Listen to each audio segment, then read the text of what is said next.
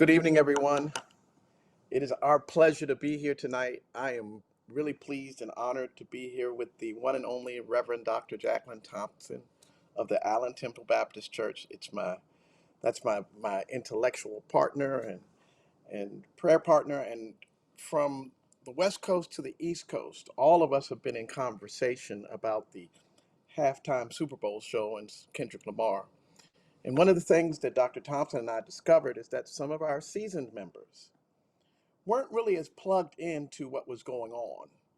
And it's our responsibility to make sure every segment of our faith communities are locked in together and able to follow the cultural, theological, social conversations that are going on. If we truly want to be an intergenerational community, we can't have one generation having a conversation that the other generation is oblivious to. And so part of what we're going to do tonight is have a conversation that is both aimed at educating and informing, not just a more seasoned community, but the second thing we discovered is that some of the younger people had no idea of the historical references. And therefore, the symbolism was only captured at a very surface level. This is so much bigger and deeper than a rap beef. This is about white supremacy and how white supremacy is totalizing, dehumanizing, and embedded into every bit of fabric of the American culture. When I use that term, white supremacy, I am talking about the very unique form of Western racial oppression that separates American enslavement from any other form of enslavement in human history. American enslavement was the first form that absolutely dehumanized the enslaved. Every other form of enslavement never sought to remove humanity from those who were enslaved. And therefore, there's a unique blend of what's happening here.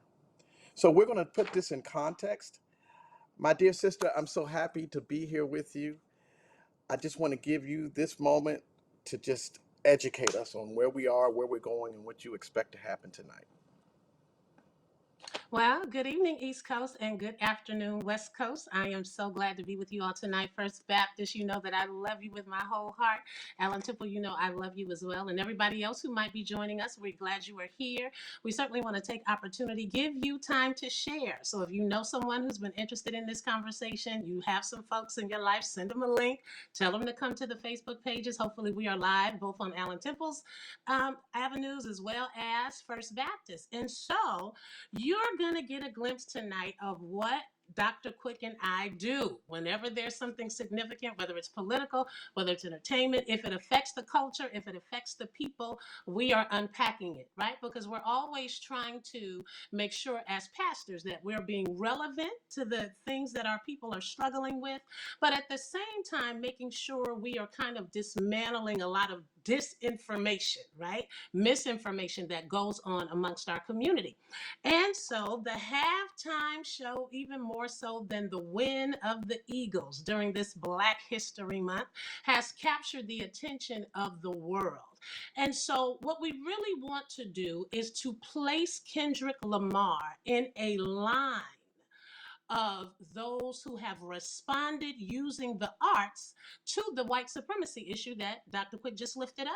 And so there's been Black protest music in sacred music, and it's also been in secular music. And so he's coming as the descendant, right? As the hope and the dream of the ancestors who began using the power that they were allowed and their creative gifts to resist the oppression that they were experiencing. And so I don't want to assume, that's what we talked about. I don't want to make an assumption that everybody knows a little bit about Kendrick Lamar. And so origin story is important because our personal origin stories and the origin stories of those that we engage in culture is what they are actually living out. So Kendrick Lamar, shout out to the West Coast because I'm born and raised in the West Coast.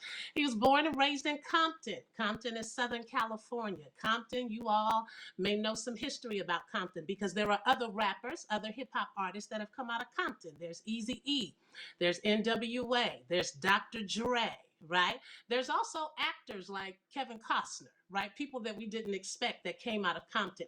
But Compton, right about now, probably has a population of about 90,000 people. Back in the day, it was approximately African American and Hispanic, but it had one of the highest per capita murder rates. Right? So when you're talking about the development of this young man and how he has come to be the artist and the person that he was birthed in a community that was plagued by violence, that was plagued by poverty, that was plagued by working class people trying to figure out how they were going to manage their lives. And he tells the story of how he saw his first murder. I believe he was about 5 years old, right? And so seeing that at that young age is impactful and it begins to inform and shape his life. Right? He also talks about hip hop influences like Tupac. As a young child, he was on the set when Tupac and Dr. Dre filmed California Love. And so he had an affinity for Tupac, who was another artist when he lived that tried to use his music to speak to the politics of the day. So, in many ways, Kendrick sees himself as someone who is continuing that message, right? Driving that message forward about how we need to be attentive and responsive to the needs of the people and using his art to do it. And so that's just a little bit about Kendrick Lamar. And we'll get into more of the history as the conversation goes along. But I think, Dr. Quick, it might be time for us to just get into the segment. I pray that you've seen the halftime show. You are going to have bits and pieces of it tonight. If you haven't seen it in its totality, make sure you do it after this time is over. So, you ready? Let's do it.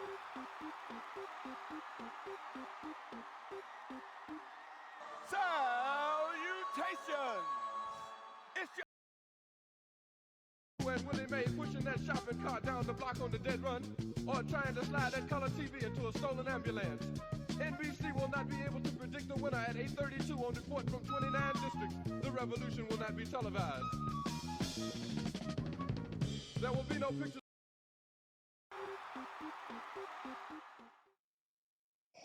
So we just played So, what we think is the first segment, the first clip that we wanted to bring attention to. And there's so much here. Dr. Thompson and I agree we're not going to be able to get at all of it. We're taking more of a helicopter view. But we wanted to start with Uncle Sam, appropriately Sam Jackson, and what the symbolism is there, because that should hit most of us first. And unless we realize that the image of Uncle Sam has gone through several gradations. It actually started as a woman. Her name was Columbia. And the image was changed from a woman to a fictional image that represented the US government, based upon a man named Sam Wilson, we believe, who was a meat packer feeding the army. But it represents more than that: capitalism, the power mhm. of the US. It represents the intrusive power of the government to control and regulate lives. And so Samuel Jackson is the perfect cultural symbol because of his past movies, and the sort of ambivalence that we all have towards: are we citizens? Are we not? Did we die for this country? Are we enslaved currently in this country? Where do you fall on the sort of Uncle Sam imagery, Dr. Thompson? Well, I think it is interesting what you will find in a lot of Kendrick's music and throughout this entire halftime show is a lot of his music and a lot of his lyrics have layered meanings. So for me, and you would know more about this than I do, the selection of Samuel Jackson is almost revolutionary in and of itself because he's playing this Uncle Sam character. But in his real life, when he was on the campus of Morehouse, he too was a bit of revolutionary. And so to pick him and to have him be the person who is known for holding, you know, Dr. King's father hostage on campus because Morehouse wanted a Black Studies department, to have all of that history, right, layered in his person in real life and the Sam that he represents, he starts it right off sending a message. So that should have been the first indicator that this was not going to be like any other halftime show. But I want to go a little bit before his character because you notice that the lights that were on the field are in the shape of a game board, right? Yep. And it's sending the message that we're in a game. And Uncle Sam is narrating, if you will, driving, controlling this game. What are your thoughts on it? Well, I think that is the central point, right? Sam is just a tool. It's just propaganda. It's just a layered signal that something deeper is going on. And this game, from the beginning, has it been about the misuse of black and brown bodies. On our context, it's the destruction of the native peoples, Mm-hmm. and it's the giving and regurgitation of promises. Right? There's always we're going to do better, then we're going to Right. take it back. After every step of progress, there's a counter revolution. Right? And so this game is rigged.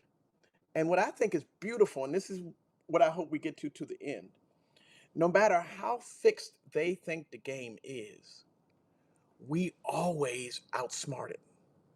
Exactly. So I Exactly. wonder if sometimes we don't do as well in the game because we try to master it rather than co-opt it. Well, I think part of the point of even having the set be a game controller is the people who are on the set may not even know they're in a game. Mm. We see it because they gave us the aerial shot. But the people who are actually the dancers, all of the performers, or those who are on the set, do they even recognize that this is a game? And that is true. For many of us living in these disunited states, we don't recognize that it's a game. But your reference to Black Bodies, that's actually the first song. So that's an unreleased, right, set of lyrics, but it's entitled Bodies. And so that's when you have all of these people that are coming out of the car, just bodies on top of bodies, on top of bodies, on top of bodies. And we will see what's going to happen with those bodies. But again, from the very beginning, this is a declaration. And so, because Kendrick is an entertainer, and keep in mind, he is also the winner of a Pulitzer Prize. So, this is not your regular, ordinary, run of the mill rapper. He has a gift for lyricism, a love for poetry, and a masterful use of imagery and metaphors. So, that idea of a game about bodies is going to unfold throughout the entire show. So, for those of you who are wondering, what's all the lights and why all the people coming out the car? And so that's the messaging around the idea of bodies. Can I just Now, add, because I think you did something brilliant, and we have a couple of folks on helping us in the chat. I'd just like them to type in the chat a book called The Crisis of the Negro Intellectual. It, mm-hmm, it was written in 1967 by a man named Harold Cruz. And Cruz is saying it is the reality and the necessity of the Black intellectual to understand the system of white supremacy and to translate that within the reality of Black life. I think that this is what Kendrick does so masterfully. He takes the larger white supremacist apparatus and says, I'm going to have an inside conversation in front of 150 million people. I'm going to mm-hmm. use coded language, and I'm going to say some truths that y'all not going to be able to figure out. You're going to be thinking it's about the dancing. You're looking for a show, but I'm getting ready to give you some old trickster moves. So what I say, you'll hear, but you can't relate to. Some of y'all will get it. That I think is the brilliance of it. Right. Well, isn't that what Jesus said? That you might be seeing but not perceiving, hearing but not understanding. And so I want you to elaborate more on, right? Because we lifted up Gil Scott Heron, who said the revolution will not be televised. But when Kendrick finished that first set, he said the revolution will be televised. He said it's the right time, but the Wrong wrong guy. guy. So Yeah. juxtapose that for me. Well, I think you started by helping us understand that we got to place Kendrick in a much larger framework of Black protest music. And whether it's Kendrick or the Last Poets, there was a framework, or for some of us in our generation, Public Enemy, Mm-hmm. um, there was a framework within rap, hip hop, that was trying to help us understand that we are captured in something, that it's crushing our spirits, it's manipulating our minds. And Gil Scott in particular, with songs like Whitey on the Moon and The Revolution Will Not Be Televised, Kendrick juxtaposes it. He says it will be televised.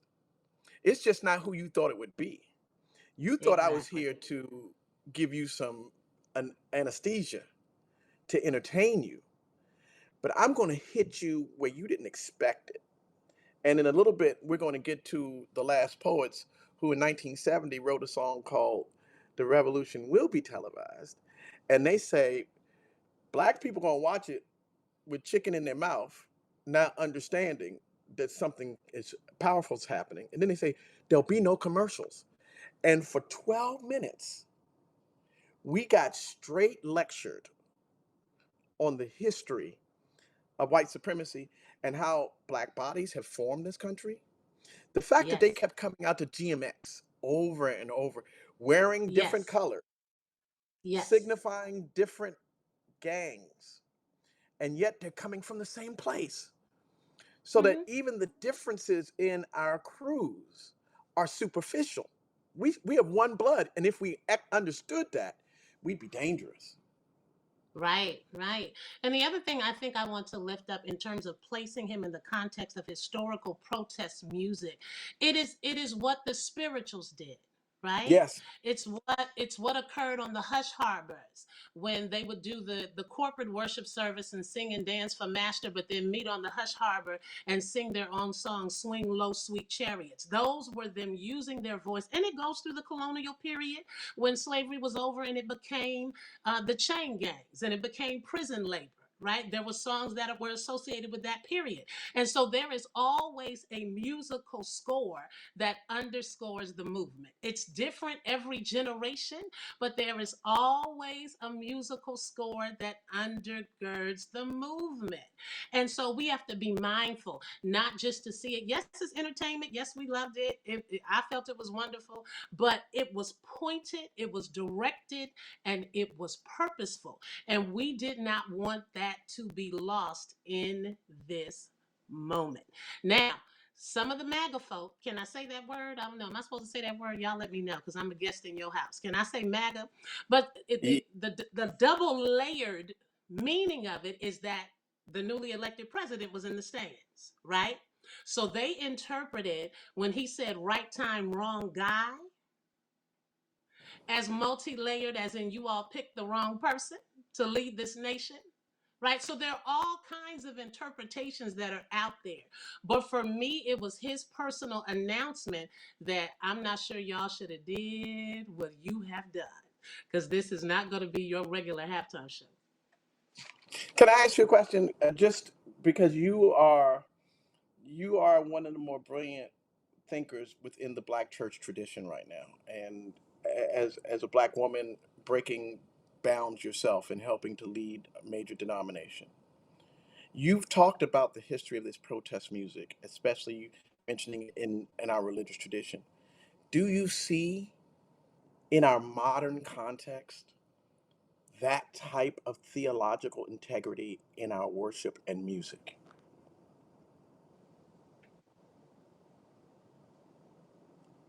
Yes and no. As you know, black church people are not a monolith. And I think part of the challenge that we struggle with as a church is we don't even realize we too are a part of that game. Whenever you introduce capitalism into any system, it has the potential to be corrupted, right? And so now that you have the idea of mega churches, now that you have multi-million-dollar budgets, now that we have to be mindful of our positioning and proximity to power and government, it is the idea that there is more, I don't want to say money. Let's say there's more peace in pacification, right? And so whereas you had lifted up black churches have always been centers of liberation for black people, when you are trying to maintain that level of access and proximity to power, you can't remain that kind of center, and therefore your soundtrack changes. So we appreciate the churches that understand balance, that we still have to go back to the hymns that have informed our times and our people, as well as the praise and worship and all of the rest of the music that speaks to a generation. But the struggle for us is always going to be balance. And whether or not I see that balance there, I frequent churches where I do see it, but there are many, many more that do not. And it's interesting because Kendrick did an interview where he mentioned that as well, where he talked about how he always went to church and there was praise and there was hope and he appreciated that and the young people danced. He said, but what was missing for him was the addressing of the tough existential questions that explain how he, as a young person, could see people be murdered and it be okay. And so I think you get some of those themes as we go further into these clips, but we can stay here forever. I think we're gonna have to make a transition and go to the next piece Let's of it. do the second. Let's do the second clip right now.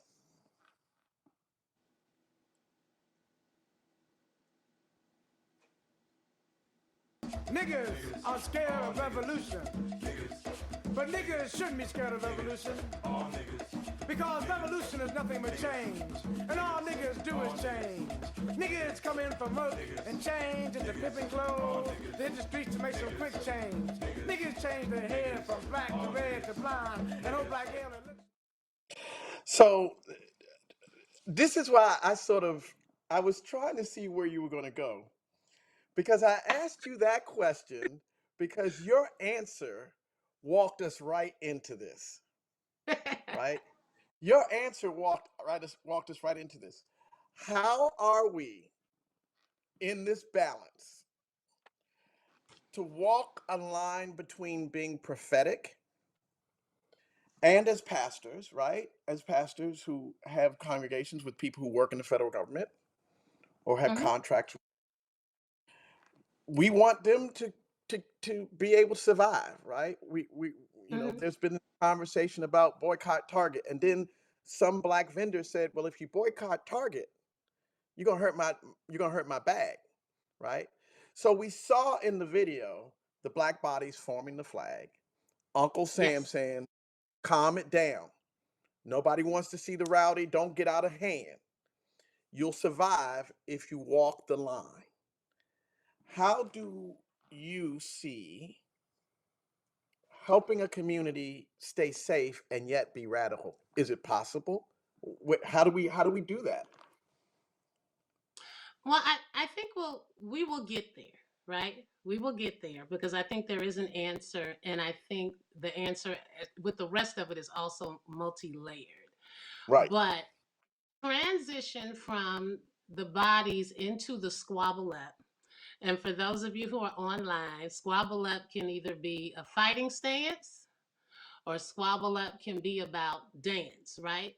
But we are coming out of the cars, recognizing all of these manipulation of these bodies, and your natural resistance is to resist, right? That's your natural response is to resist. So squabble up, right? It's a game. But the narrator of the game is saying, hold on. What he said is too ghetto. Ghetto speaks to something that we struggle with as a people that speaks to your question, right? And so now we turn the tables. White supremacy is there, but white supremacy has impacted us as a people so much so that we've divided ourselves amongst class lines, right? And so part of that transition from the squabble up piece to the be humble piece is we have to take our position, right? So back in the day, I don't know about you because you were raised in DC. I was raised in Oakland, California, right? But in my household, I was actively taught to code switch. And so, for those of you who may not know, code switching meant for us that there was a way you behaved, there was a way you spoke, there was a way you articulated yourself, there was a way you dressed when you were with your people, right? So, when you were with your aunties and your uncles and your cousins, now, it was a certain way you could behave. But when you walked outside that door, and if you were like me, that was a flatlands girl and went to school in the hills, right, with other folk, then there was a way that you had to speak. We had to switch, and so your diction changed, and how your deportment changed, and so you're speaking to some of the things that we are struggling with in this age. How do we help our people stay safe in a world, in a work environment, in a society that is poised to destroy them, right? And I think some of that is going to have to do with us as a people being okay, being affirming, and recognizing positioning, because we struggle with the fact that we are not a monolithic people. So here's the reality of how all of this came about. Kendrick never would have made the platform. We recognize it was the success of his one record that we're going to get to, had it not been for a Jay-Z being positioned within the organization to be able to provide the platform for this to take place. Now, so we give kudos to Brother Jay-Z in this instance, y'all. Don't be mad at me in the chat. This one instance, we are gonna give kudos to Jay-Z, okay? Because he provided this platform. What am I saying? I'm saying that all of us, wherever we find ourselves, the issue is, are we committed to the revolution? That's what the last poets talked about. Whether you are in corporate, are you committed to the revolution? Whether you are in ministry, are you committed to the revolution? If you're a Head Start teacher, are you committed to the revolution? Or if you're retired out of the market, are you willing to use your position to give place and platform to those who are now engaged in the fight? Well, see, you got it in Oakland. I had the talk given to me. Okay. And even at my age, when I get on a plane, I still wear a suit. My mother told me when I was driving back and forth from DC to Morehouse, wear a suit, because if you get pulled over by the trooper, he may not kill you if you look like you're not a threat. Wow. And in my consciousness now, right? You know me a long time. You said I've never seen you in a pair of jeans, right? No. It, and I've been in a pair of jeans. I even finished shoes. So in Confirm it, my First Baptist. I need somebody in the chat to they've confirm seen that it. that you've Y'all seen take up for the Pastor in pastor now. jeans. Take up for the pastor now. Uh, uh, in my mind today, I still, when I go to the airport, need a suit and tie on, because that's my shield. Yeah. And think about the psychology of that, right? The psychology of my colors, right? Let's not forget, there's the red and the blue. And Right. then Kendrick sneaks in people in all white and one or two in black. He's got this sort of, not just positionality that you mentioned, but how the body is dressed and hidden Yes. and yet exposed, right? And so part of us being caught in the capitalist game is our success is draped in Gucci and Dolce. When we don't own those companies, sometimes we don't Right. have what we're wearing in our savings account, Right. and and so the And insecurity, many of those designers don't want you in their clothes, not at all. right? and and Lululemon came out and said it wasn't made for us. that's right. And we flock to it and spend millions, right? And I want to also address one other thing you said that's really important, because it goes back to the Du Boisian notion of the talented tenth, Hmm. right? That some of us were raised to get out of the hood. Right. I mean, we were consciously raised, get away from your people, right? All right, Jack. Get somewhere better. And that kind of, I love my people, but I don't want to live next to them. Hmm. That internal That's a real struggle, thing. That's a right? real thing.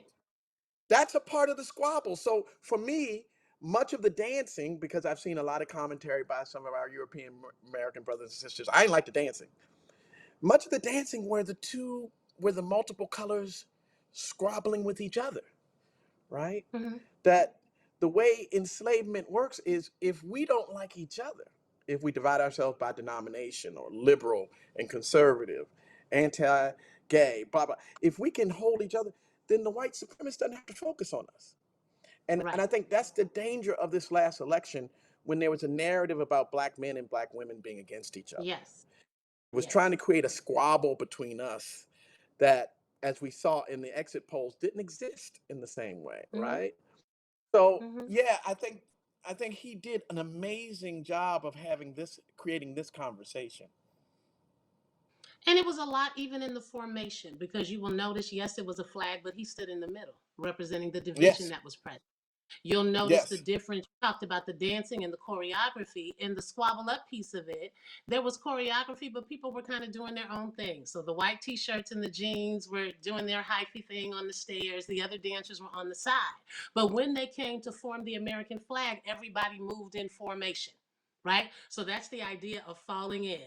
Whether we are in this class or whether we are in this class on with the West or whether we're in the East, everybody is having to move in formation. The lyrics are Yes. saying, sit down, be humble, sit down, be humble. And for many of us, that is the messaging that we have received about how we have to behave when we are outside of our own safe environments. And so, if the environments that have nurtured us are now destroyed, right, then how do we continue again to be able to drive that sense of unity and that sense of protection? And it reminds me of the movie Once Upon a Time When We Were Colored, where despite everybody's class, everybody lived below the railroad tracks. And there was a sense of community that was developed that people began to feel was disintegrated when integration came, right? But that's an age old long debate. We could be here 2 hours doing that. But I think he did a masterful job. So for those of you who saw it and was like, well, what is he doing? What is he saying? He is transitioning specifically from the oppression and the exploitation of these Black bodies to the narrator saying, no, if you're going to make it here, you have to become more like us. So sit down, be humble. And now everybody's expected to move in formation, but then something happens. Well, Uncle Sam comes back because the game continues to be narrated. And we just had a question about the very next thing that we're about to show. Let's have the next segment. Okay, and thank you for the affirmation of tennis shoes and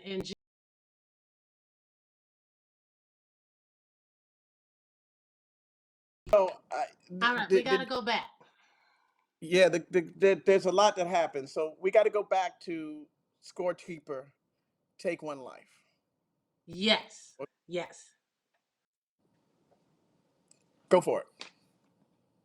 Well, I was going to say, if you all have seen the show, then you know this segment under the lamppost. He does a song called "Man in the Garden," or maybe you don't know. He does a song called "Man in the Garden," and "Man in the Garden" is also one of those multi-layered songs, and so the imagery there is multi-layered as well. People who have looked at it have said that it could be akin to Adam that was in the garden, right?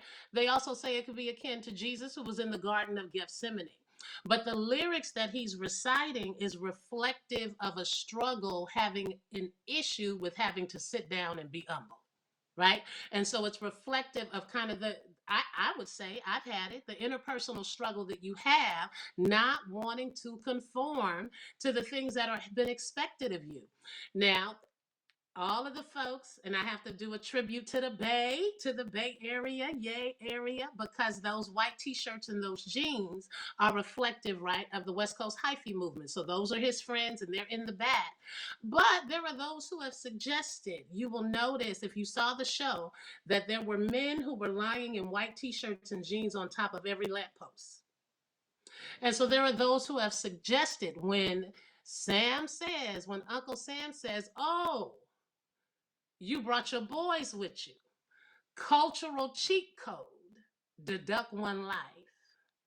There are those who are suggesting that reference to cultural cheat code is actually about community and those rituals, those survival tactics that we've had to have as a people that unfortunately end up getting ripped away from us. And there are also those who say that perhaps those guys are actually angels, that they're representative. He talks about having lost 16 friends. And so if you kind of count them out, there are others positioned, and those are the 16 that no matter where he goes, my quote unquote dead homies are there watching over me. The light is Sorry. positioned as halos over their head. Yeah. And within that song, In the Garden, he says, I want to make sure I get it right. He says, for every good nigga that passed away, sent 2.5 million on an average day. Mm-hmm. And he's talking about, in my interpretation, sort of death that is instant and a sort of prison industrial death Yeah. that is long term, that within this game, you are punished for certain things. And a couple of weeks ago or last week, we talked about Marcus Garvey Mm-hmm. and how when Marcus Garvey got dangerous, they sent in an infiltrator, and the U.S. government got him on tax evasion, right? So that if you don't fully understand the nuances of the game, they may not physically kill you, but by putting massive amounts of black men in jail. And Mm-hmm. the insidious thing about it, which I've pointed out often, is while we were focused on black men, there was a 300% increase of black women going to jail. That's right. That's right. And and when you send women to jail and they have babies, now you begin this generational cycle of grandparents who Mm-hmm. are now multi-generational houses of poverty. So the game is also tied up in the commercialization of the prison project, private prisons, and the allowing of drugs into those prisons. And if you dare speak about it, or you dare try to emancipate, whether you are Medgar Evers, whether you are Right. Malcolm X, whether you are Martin Luther King, scorekeeper, And Hampton. deduct one life. Fred Hampton, Yep. scorekeeper, deduct one life. And in the last Yeah. 2 years, we've seen 20 trans activists killed, Yeah. right? And we don't talk about those communities because theologically we want to stay away from some of that, but we've got to talk about black trans people who are being killed for their activism as well. Right. And so how do we begin to think, because you've done something really important, you quoted a scripture or two, because you're interpreting this for a community of faith. Mm-hmm. How do we take an art form that has sometimes been problematic for an older generation and help them see the value in a lyricist like him and not lump everything into the same box?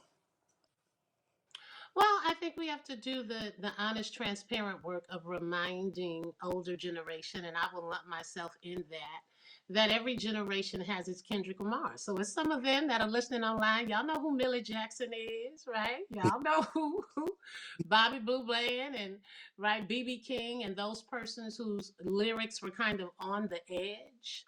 But I think when you are dealing with oppression, there is no room for real bifurcation, right? And that's why I started with origin story, because it gives us something that we can connect to. Part of what we experience in the New Testament is the result, the ministry, the words, the quotes of Jesus is akin to his origin story, right? So it is impossible for him to be born right on the south side of Nazareth, having to have lived on the run to Egypt because of the census and being under, come back. Your life is now at stake, right? Just simply because of the ethnicity group that you were born into, right? And so when we get the parables, when we get his teachings, when we get the Beatitudes, when we get the Sermon on the Mount, all of that is coming out of his origin story. It is impossible for him to be able to embrace and not critique empire when empire is the one who almost came for his life and eventually took his life, right? And so I think if we remove ourselves from the judgment piece of it and recognize that we are all products of our environment and that we all have gifts and talents that we have been called to use. And that if you were to delve deeper into Kendrick's discography and his score of work, he talks about his own spirituality, his own relationship with God, and how he comes to that. But for the people that he has been called to, sometimes they need to get it exactly how it's being delivered. You have to speak the language of the people that you want to understand. And then for the rest of us, then we have to do the work of making that hermeneutical transfer so that people are not judgmental, but they're able to embrace. Well, there's also this sense in which Jesus is not, he and his crew are not the only ones doing it, right? And Jesus is an incredibly secure person. So the Yes. disciples come to him and say, hey, we saw this guy screaming out demons in your name, but he don't roll with us. And Jesus says, if he's not against us, Right. leave them alone. So it speaks to this sense where everybody doesn't do the same thing in the same way. And I have begun to question historically this notion of mass movement and the Hmm. fallacy of that there was never a mass movement. There were always micro movements. What happened in Montgomery was slightly different than what happened in Birmingham. None of that worked in Chicago. It didn't Right. work in LA. All movements are contextual, and they must begin local. And we don't have to mimic each other. But the Right. sort of slave mentality will keep us at odds with each other for a moment, and that's an obstacle we have to overcome. Can I just Reverend Henderson wants to show a couple of the images for the historical reference of people who've been slain. Can we just take 2 seconds for him to do that? Absolutely. Please do. Go. Please do.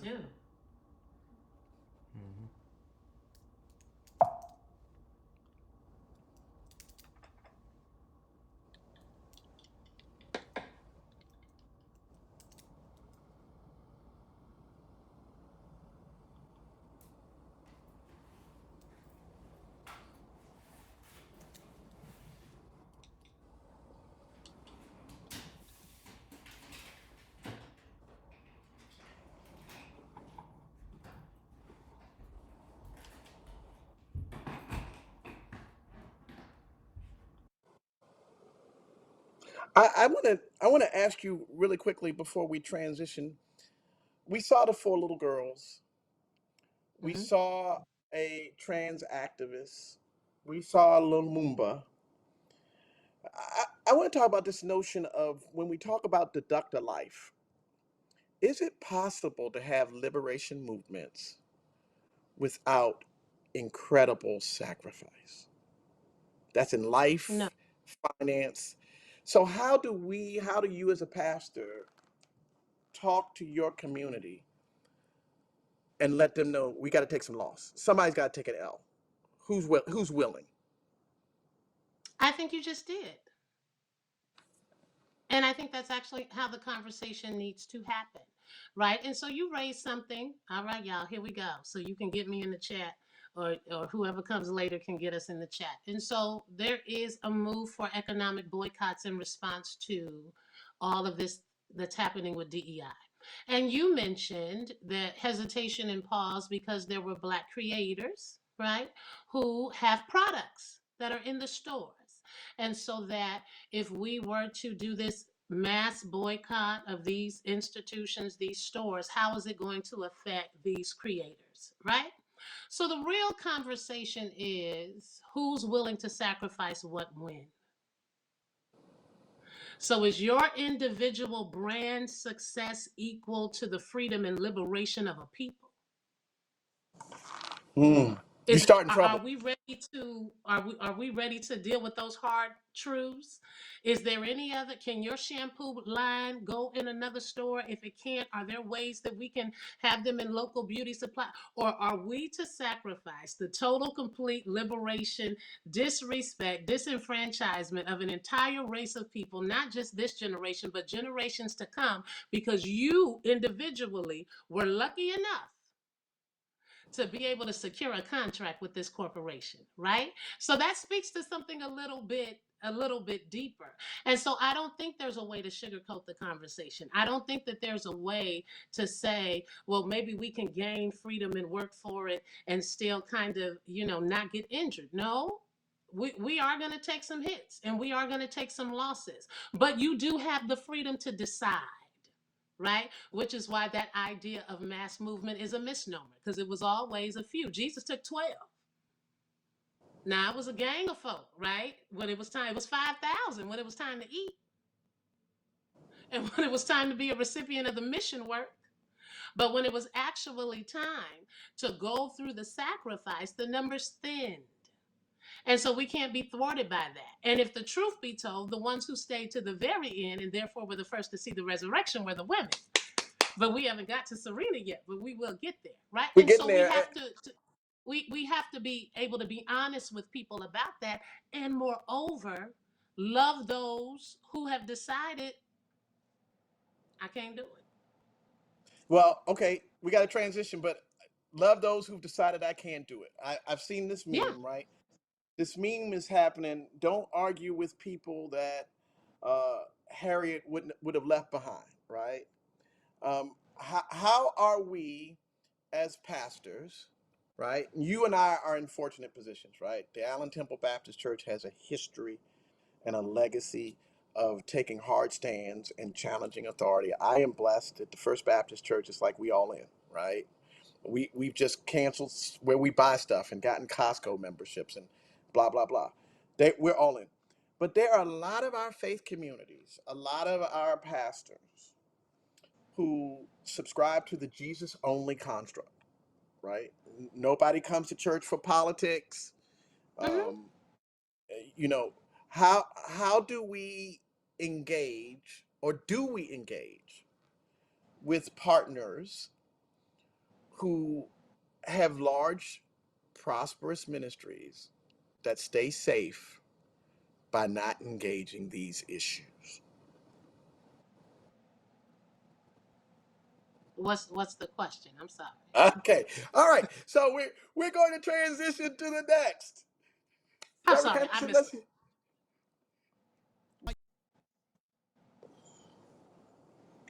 So we hear the famous Crip Rock, the 40 acres and the mule, right? And I'm clear that some of these references, sadly, right? I think there's a gift in Trump. And the gift for me is it's going to force us to either be the church we were designed to be or to perish. Just like Yeah. COVID, a lot of churches Yeah. closed in COVID, but they were theologically dead before COVID. COVID was just Mm-hmm. the undertaker. If we're not educating our own people, if we're waiting for the Department of Education to do it, which they've never done, and I'm not advocating for its elimination, right? I'm just saying Mm-hmm. we've always been self-educating. And so I think one of the reasons that some of the young brothers and sisters didn't get some of this, and some of the senior brothers and sisters didn't get this, is because they didn't know what 40 acres and a mule was. They didn't Yeah. understand the construct. They didn't realize that this deal was forced upon Sherman by a black church in Savannah, that it was created within the church itself, that Mother Jones has an amazing article. I'll tell everybody to go. It's called 40 Acres and a Lie, where thousands of acres of land were actually given to black farmers. The South Carolina, Georgia coastline, Northeast Florida coastline, 23,000 blacks got land, some 40 acres. They had that land for a year before it was taken. And the Mother Jones article actually did a study to show how much that land would be worth today before it was taken. So this whole notion of 40 acres and a mule, can you imagine being enslaved, not being able to read, not being able to have a family? Then one day you're free. Nothing. Hundreds of years, nothing. And so Mm-hmm. what Kendrick is doing for me here, is exposing the great lie of meritocracy. That the lie that is being told against DEI right now, Right. that white supremacy became wealthy on black bodies, on black ingenuity, Cotton Gin, on black land design, Benjamin Banneker. We were never given credit, Plasma. And yet, we were never able, never allowed by law to be compensated for our labor or our brilliance. And all of a sudden, we want a meritocracy. So when Uncle Sam jumped in there, and I'm going to say this, and I'm going to be diplomatic, I don't think we've ever seen a greater juxtaposition. A black woman wins the Grammy for country music. Kendrick Mm-hmm. wins 5. The Negro national anthem is sang before Kendrick. The national anthem is sang by a Black classical musician. Hmm. This has been one of the blackest beginnings of a year. It really has. It really has. It's been a We very winning. Black History Month. It's been a very Black History Month. Yeah. But let's do the lead in. Okay, so some of what you all may have missed, the part that we had not lifted up, is it shifts to the Luther song, right? Where Yeah. SZA comes out, Girl in the Ring, Yes. right? So he says he wants to do the song, but I can't do it. I can't get out of line. We on a good track. So he shifts to the feel good music, to the commercial music. So they do those two songs. But once again, that internal war, that internal struggle, the need for freedom is always in front of your face. And so he goes through these three lines that Dr. Quick is referencing. So he starts off, and the ladies are behind them, and he says, it's a cultural divide, but I'm about to get to the floor, right? And then he says, it's 40 acres and a mule. This is bigger than the music. So if you had missed it up to that point, as soon as he said that line, then we knew that this whole thing had been about something else, right? And then he closes by saying they tried to rig the game, but you can't fake influence, right? And then he goes into the song that everybody knows that is ultimately, we say the one that laid Drake to rest, but Drake won't stay down. I got to give it to him. He won't just lay down. He New probably should new just go to album. sleep. He should probably just go to sleep, but he won't. Somebody, y'all tell Drake to sit this one out. But then he goes into, right, they're not like us. But I do think that the interesting thing in all of this, and here is my response to that, because I'm all for it's been the Black History Month, right? So we've had the Super Bowl, we had the NBA in the Bay Area, super black. However, it is Dr. Delman Coates, who pastors the Enon Baptist Church in Maryland, who says something that I think we have to contend with. And he says, whenever we get really close to actual acts of freedom and liberation, they give us the acronym. And this is Dr. Coach. Y'all get mad at him. Don't get mad at me. Y'all, somebody texted to tell him I called his name. The acronym is SHIT, not the word, the acronym. And it stands for they give us symbols, they give us heroes, right? They give us holidays, they give us, just all kinds of trinkets, but they never give us what we want. And we have become satisfied with symbols, holidays, right? All this basic little information and these little trinkets, when the reality is we still don't have reparations. When the reality is the third, quote unquote, third world nations of color that are considered third world, their backs were also broken because of slavery. So when we started picking cotton here, that messed up the trade agreement that we had with countries in Africa that was giving us cotton, right? And so this has global ramifications as well. And so how do we contend with that? Well, I would question, do we even know what we want?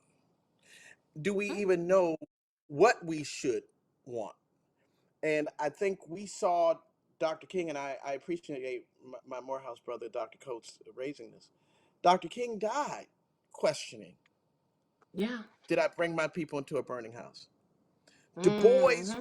went to Africa like, oh, maybe I got this wrong, Right. right? Um, so often through history, we have a revolution, then a counter revolution, construction, post reconstruction. It is this give and take, this game that America plays.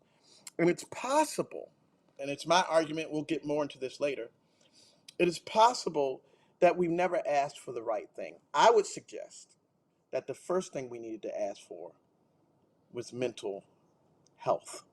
We didn't know we Hmm. needed to ask for it Yeah. because the Klan was a terrorism organization. Terrorism is not meant to kill you, it's meant to keep you in fear. Hmm.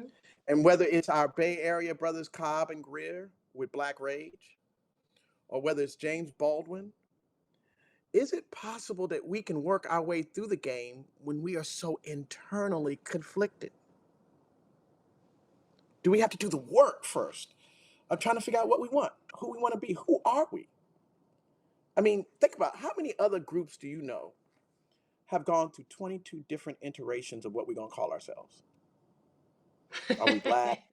Are we Negroes? Are we African Americans? Are we We're colored? colored. Are we, Yes. right? We can't even figure out what to name ourselves, let alone what we want. So I think Kendrick here is really trying to help us. And I think you have hit this on the head on a number of occasions. Let's talk about the larger symbolism of Drake versus Kendrick. Hmm. Because All right. I think this gets to who we are and what we want, right? Yes. Drake wants to be the symbol of wealth, right? I own my own super jet, right? Drake represents something. Tell me from your perspective what Drake represents in this beef over and against Kendrick. Well, I'm not. Drake did not start. Well, for me, Drake is a euphemism, right? And Right, so, but he didn't start out. He didn't start out that way. And so, it's right. the. Let's just be honest, right? A lot of this music started off as diss tracks because of this long time beef between Drake and Kendrick that really is double digit years old, and it just got stirred up, right? But a reference in the Man in the Garden lyric, he talks about why do you get to be called the greatest of all time? Because for those of you who may not know, Drake was voted like the greatest rapper this 10-year period.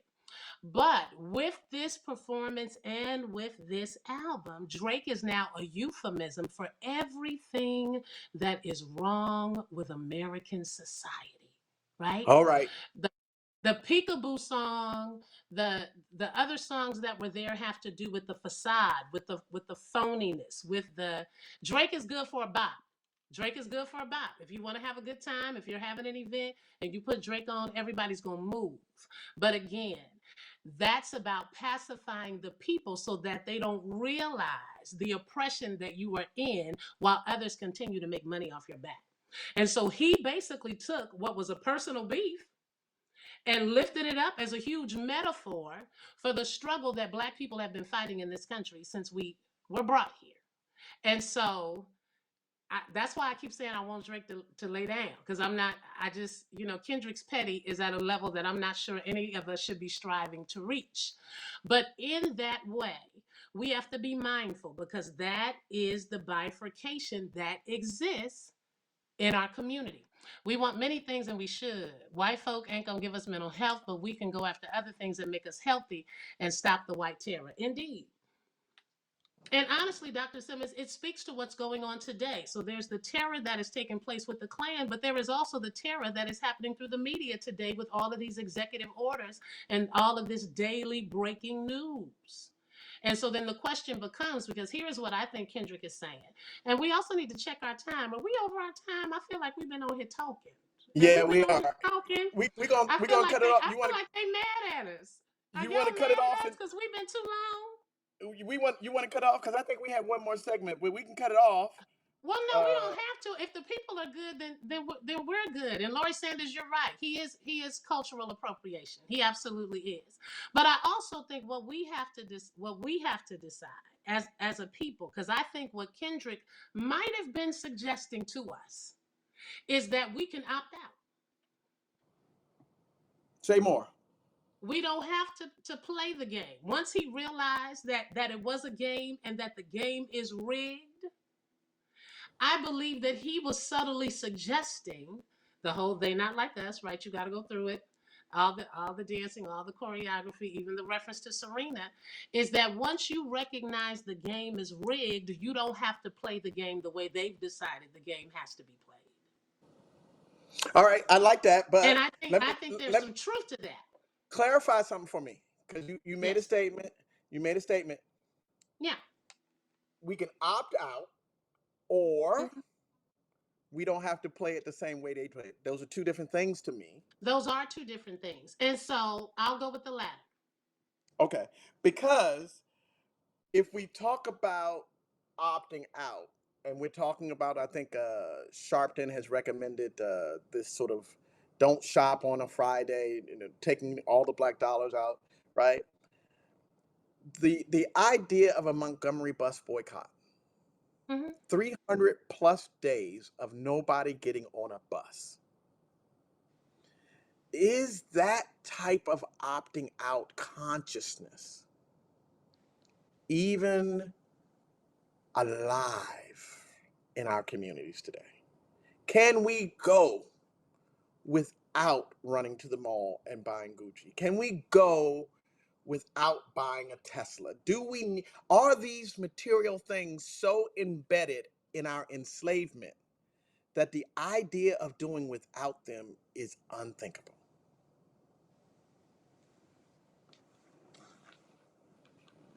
Well, unfortunately, I'm an eternal optimist, right? And so I do think that there are people for whom they are not able to do that. That's not going to be their form of protest. But I think there are more that can. I think there are more that are awakening to the fact of what is really on the line. As you well know, we taught at Allen Temple Project 2025 as a part of our Vacation Bible School. That is what we did. We called it a family meeting.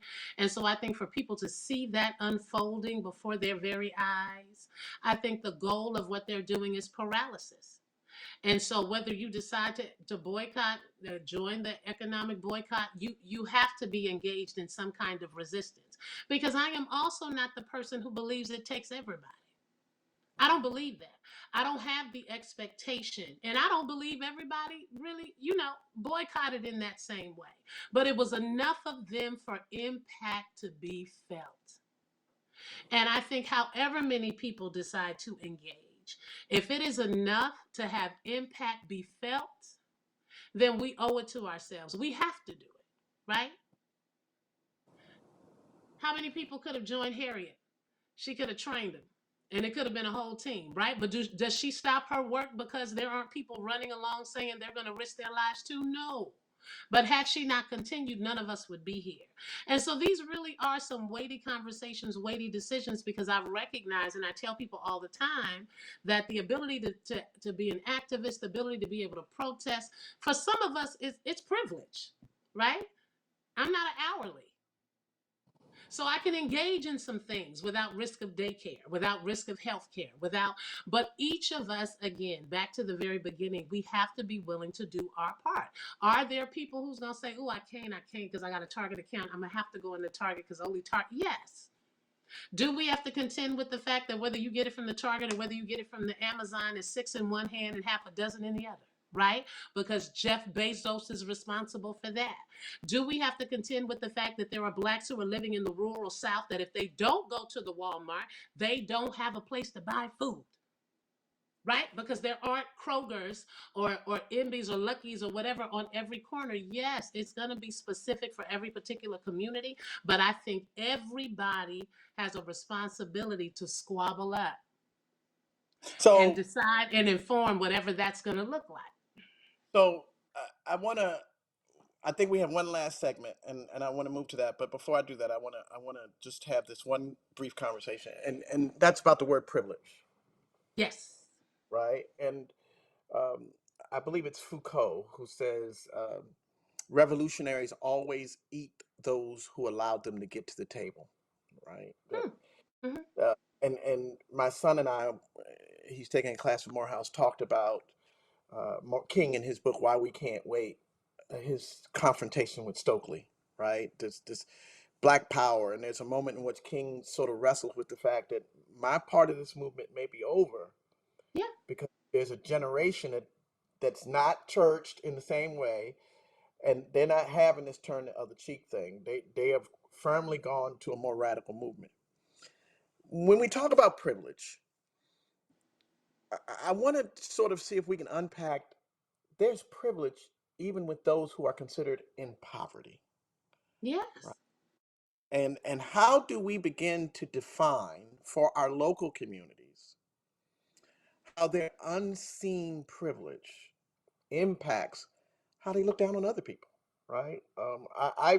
I've told First Baptist, uh, I know we've declared this a season we taking off, right? Mm-hmm. Election off, we taking, but ethically I can't take off from little Latino children who are being terrorized in ICE raids in public schools. Those kids did not vote. They don't have a voice. I can't take off from that. I got to say something about that, Hmm. even though they're Black. How does our own internal senses of privilege and how they've harmed us, whether it's being Black religionists who didn't want to deal with LGBTQI issues, or Black men who didn't want to deal with women, right? Our own sense of internal, or Black women who may have a more classist view of other Black women. How do we begin to have this private conversation in a world where all of our churches are online Yeah. and more of our income comes from online? How do we have these conversations in a way that allows us to hold each other accountable? Well, I think, again, I keep using the term hush harbor because I think that's what the church is going to have to return to.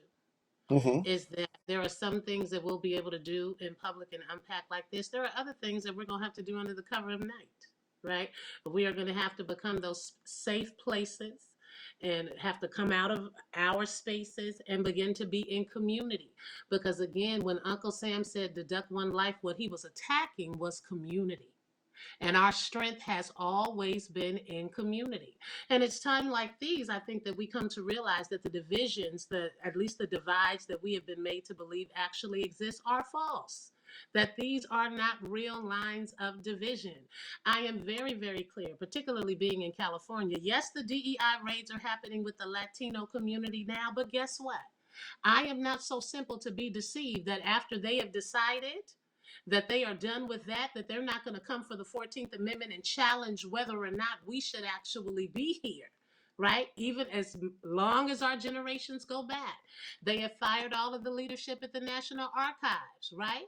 Well, that's the house that holds all of the records, including slave records, right? And so we have to believe our ancestors when they say the old adages are true, that once they come for them, they will come for you. So that's why Jeremiah says, seek the welfare of the city. Right? You're in captivity, you're gonna be here. Seek the welfare of the entire city, for in it is going to be your safety as well.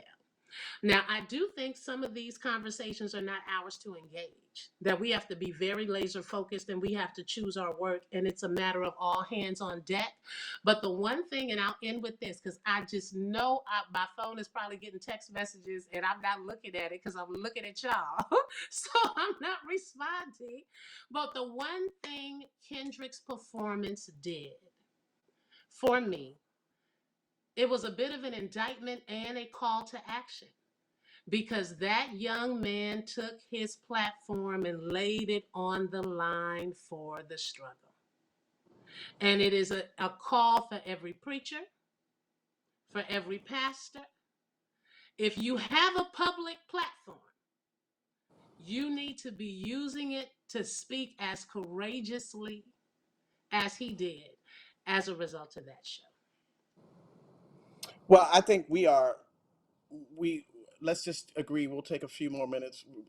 We're in the Okay. last segment. No, I'm fine with it because we still got to get to Serena, because I need y'all to go tell Stephen A. Smith I said something. Yeah, no, I know Stephen A's in trouble, and he should be, because you know the Go fact get that your boy. the fact that you brought him up really. Here's the question. Malcolm X brought it up. Malcolm X said, "White folks will let you make your singers, your actors, your leaders." Right? He Mm-hmm. indicts the fact that leadership in the Black community is a popularity contest often, right? Mm-hmm. And as Black preachers, the thing I appreciate about you the most, all the time, all the years I've known you, the thing I appreciate about you the most is I've never known you to have ambition. You Mm-hmm. just you get where you are because God has taken you there. In some of our most private conversations, you've never said, "I want to be the president of a denomination," or "I want to do this." You've said, "I want to take care of my family and I want to do this." But Mm-hmm. and my as a black woman, watching you navigate this terrain, the one thing I recognize, it's because you are so committed to what God has called you to do. How is it that our communities can get past making folks leaders who may be good at their field? He's a great sports analyst. But every time Brother Smith opens his mouth about a black issue, and I love him, right? I've had to stop watching his show from time, right? Yeah. Yeah. I watch it, and then he says something, I say, I got to take a break. Conversations about race and culture require learning, understanding systems. Because you're smart doesn't mean you're wise. And so I have a concern that even the church has become a space where we have popular preaching versus hundreds of pastors all over the country who doesn't get 50,000 Facebook hits, who are Hmm. doing amazing work on local levels. What is the forum? Where are the places that these conversations can be had without being dominated by the need for a hero, right? King was a figurehead, Right. but without Prathia Hall, right? Without all these Absolutely. other people, none of it Absolutely. happened. So I'm trying to push against this notion that we have now become a preaching factory. Yes. Where's the work? How are we getting the work done? Well, I think a couple of things. I think the times that we are in are going to force every place to be that place, right? I think we all have to be honest about the fact. And when I say all, I mean people in the pew as well as those of us who are pastors and preachers. Again, when I said that when capitalism enters anything, it has the potential to corrupt, that is true for the black church as well. And so we were led to believe, and that is a capitalistic notion that bigger is better. That is a capitalistic notion that everything that we do has to be shiny and new and hyper coordinated. And that is because that has been the model of dominant church culture, right? And so my grandma would say people believe the white man's ice is colder. We think the white man's faith will get you to heaven quicker. Or modeling that style of church is going to produce the same result for us. When the reality is, I believe a greater number of evangelicals voted in this past election for that same person than did in his previous run. And so, again, it's going to take all of us. And we have to have the conversations in our churches, in our Sunday school classrooms, at our tables, at our cookouts, at our fraternity meetings, at our sorority meetings. We have to begin to make space and center community and decenter ourselves. My issue with Brother Smith, I feel him on sports, but his statement, particularly about Serena, made it clear that he too missed the moment. Yes, he did. Because the idea that you think that she would show up and she would crip walk simply to get back at an ex boyfriend when she has a whole husband, two kids, and is a millionaire says something more about you and what you don't know than it did about her, particularly when Serena's from Compton, Yes. like Well, that's Kendrick, the right? origin narrative you've been talking about, That's the right? origin story. So they grew up in the same environment, seeing the same violence, subject to the same poverty, reaching these heights. When she won that Olympics in 2012 and did that crip walk, they crucified her, saying what Uncle Sam said, she too ghetto. You two don't do that. That's not appropriate. And so this was him once again blowing up the game, saying that people outside of us don't get to decide what is appropriate for us. It And if also she speaks. so happens to be an ex of Drake, then that's just, just the petty we like to do Monday through Saturday before we get But to that church on also Sunday. speaks to his patriarchy, right? Absolutely. It speaks to the fact that as black men, sometimes, often, um, we critique black women in a way that speaks to our sense of ownership, right? Yes. She don't own, even if she's not married. he don't own her. She still has Right. agency to do what she Right. wants, right? And so Serena and SZA Who are are both, both, yes, right? Which speaks to your petty, right? yes. Speaks to your petty, but it also seems to me to speak to a certain defense of black women by Hmm. where they were positioned in the game, Yes. right? SZA is surrounded by all the colors that are moving constantly, right? And right before SZA comes out, I believe there is some squabbling. But while she's out, the formation changes, right? And to me, it speaks uh, to this need, because here's what bothers me about DE and I, the conversation. Okay. White women are the biggest beneficiary of DE and I. Yes, they are. Black women are the most educated group in this country. So if anybody, based upon meritocracy, should be the beneficiary of this, and I've had this conversation, we have a forum coming up next week about this. Hmm. Even the way DEI has been practiced within this system, right? Even though it's supposed to level the field, we are the least recipients of it. We're seventh on the list because it's Yes. actually diversity, equity, inclusion, and accessibility. So we Yes. can't forget the A. We don't even talk about accessibility. And so that widens the field even more. And we are not. And so when we talk about, we're talking about next steps, right? We're talking about how we Hmm. structure, right? You and I had extensive conversation about this during our vacation Bible schools where we taught Project 2025, right? Yeah. Uh,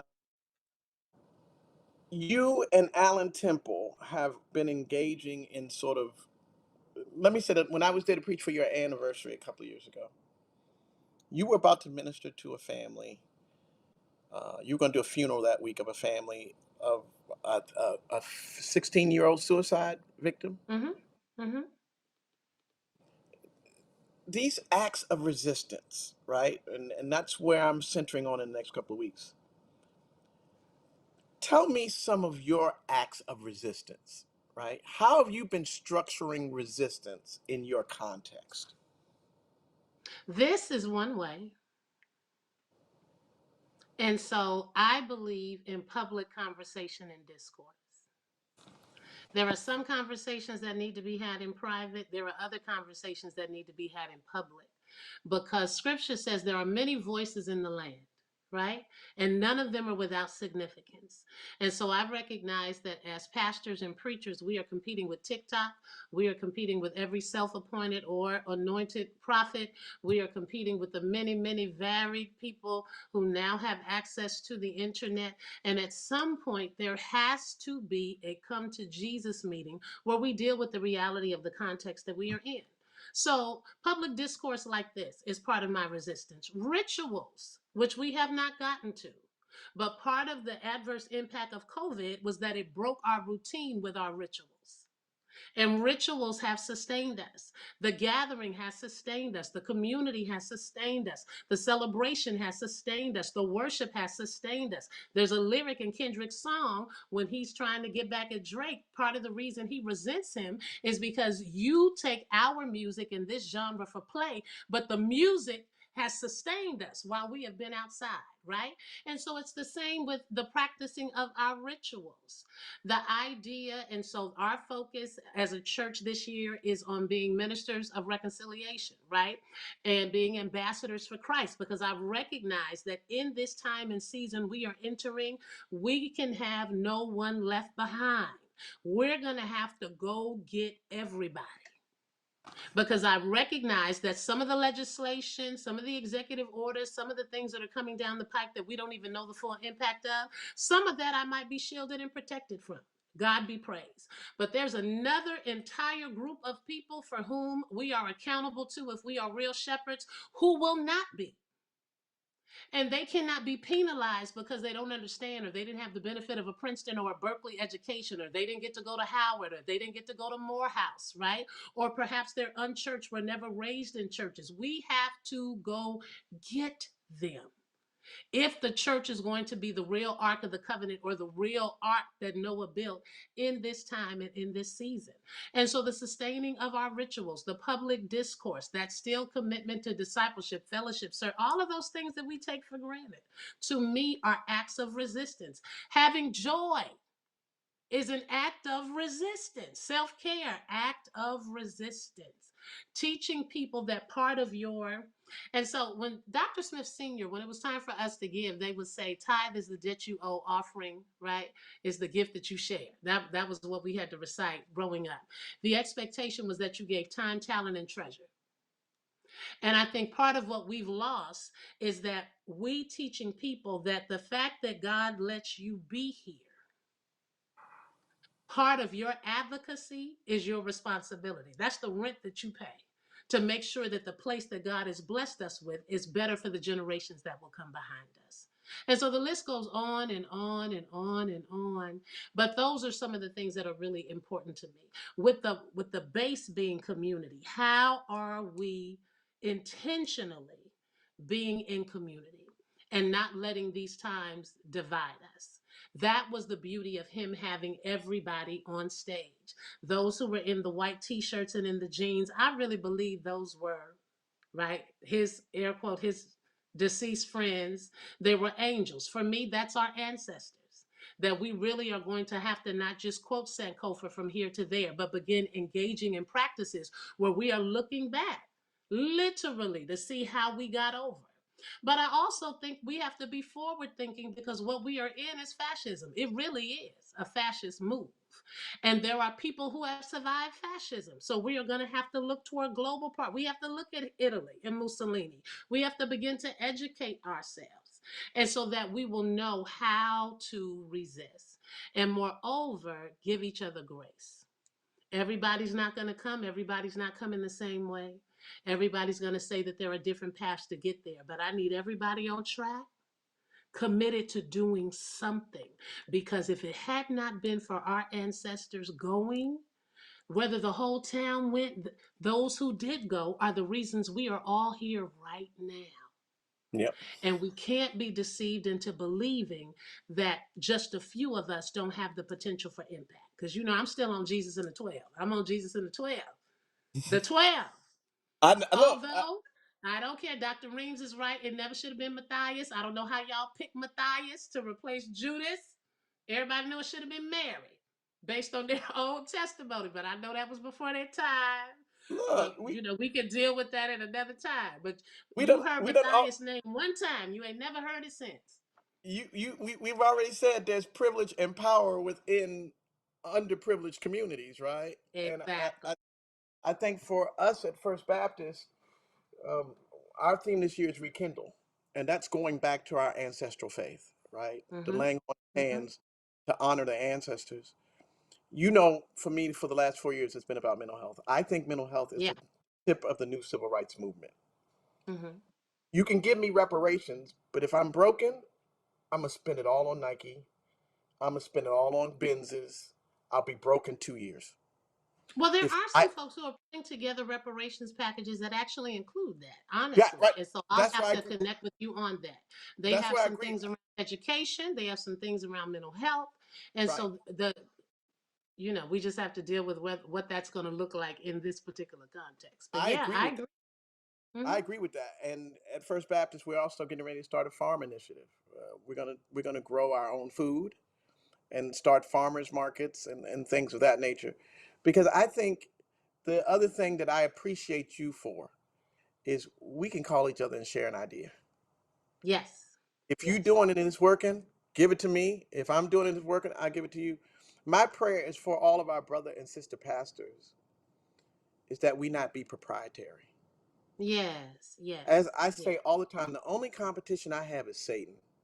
Right. If I can Right. partner with you, you're on the East Coast, I'm on the West Coast, we do it. Uh, Yeah. I think we have to get past some of the egotism that says, I don't want my members to come to you and this, that, and the other.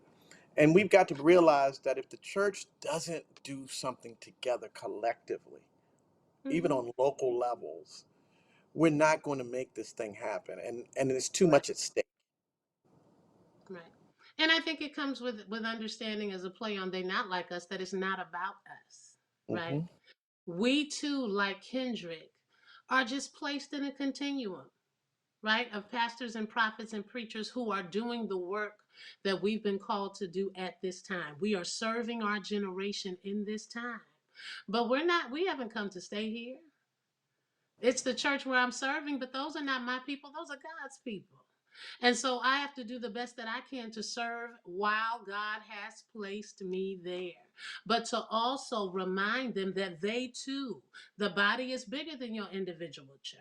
The body is bigger than Western Christianity. The body is bigger. And so we have to continue to focus people's faith there and to remind them that in this post COVID era, they go into everybody's church anyway. Right? They It, didn't it, watch 15 YouTubes before they show up to you and I don't watch get you. it. I don't get it, but it's palpable. Listen, I, give I what don't. you need. Give, But give, give you're what my you church need. whisperer because I didn't grow up in church, so you're my church whisperer. So Let I them rely on you. give what you need, child. Give what you need. It's nine But I o'clock. mean, I think you're right. It's not. Oh, we're done. It's We're 9 o'clock. over. We're over, and I want to say But I this. pray that people have been blessed. Have you all been blessed? I pray. I Put it in the I chat. Let us know our little zany idea. Or were there I any think pressing questions? Any? Or we're gonna have to just wave it and say goodnight no on no this no President's no. Day. I'm good. If there's a pressing question, I'm good. I think one of the things that I think Something you people. have to know that we missed. If it is, put it in the chat. We'll try and hit it real quick. Yeah. So is there something about the presentation that you wanted to get to that we didn't have a chance to talk to real quick? No, I think we did. We did pretty We good. got it. I We think got I everywhere. Yeah, I would say, the part he went from, we didn't get to euphoria, we didn't get to DNA, but I think that's okay because I think if you got the first part of it, they can go all the way through it. Just go back and watch it again. And I promise you, hopefully after this, if you go back and watch it again on YouTube, you will see it differently and You it got to will watch read. it. But no, You got to I watch think it we with got it. closed. You got to watch it with closed caption though. Yes. Watch it with closed. It'll help. My mama told me. She said, Dante, I had to watch it and put the closed caption on because I couldn't understand what he was saying. There are ways. There are ways that you can come into this and understand it. You don't have to be a hip hop expert. Not One at of the, all. one of the things we tried to do, and I want to thank some of our staff. Everything we talked about, all the books we listed, were listed in the staff in the chat. Oh, you know what? Can I give you another one? You get a chance I to want find to a I want copy to of the give Last Poets.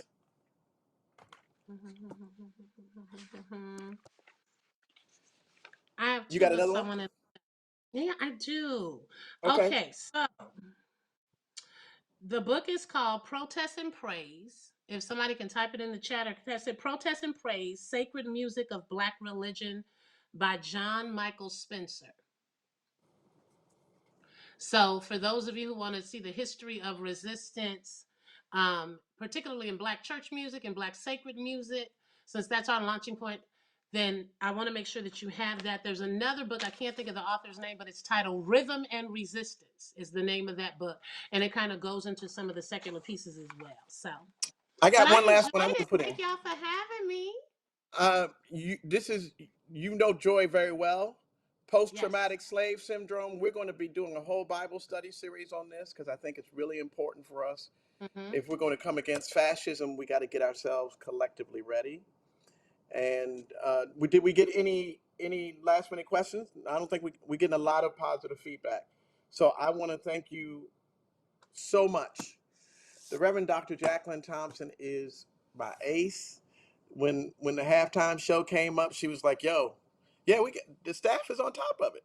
I'm telling you, the They're on bomb. top That's of why I love y'all. it. We on top of it. Look, you have to be secure enough to have the greatest minds around you, and I'm privileged that we have a really good staff that Indeed. does amazing work. I want to thank you, my dear sister. You are a busy woman, and you've taken the time to have this conversation with me. I'm always edified when I'm able to talk with you. First Baptist is thankful for you for sharing No, I'm gifts thankful with for us you. as always. So Well, thank you thank for you for the doing it. partnership. As you all know, Dr. Quick is my friend, my intellectual muse. I thank God for his brilliance. I thank God for his humility. And I thank God for his willingness to take a risk on some of these zany ideas. So please encourage him. Let him know if it was helpful and useful. Share it with some of your nieces, your nephews, your grandchildren. Let them know.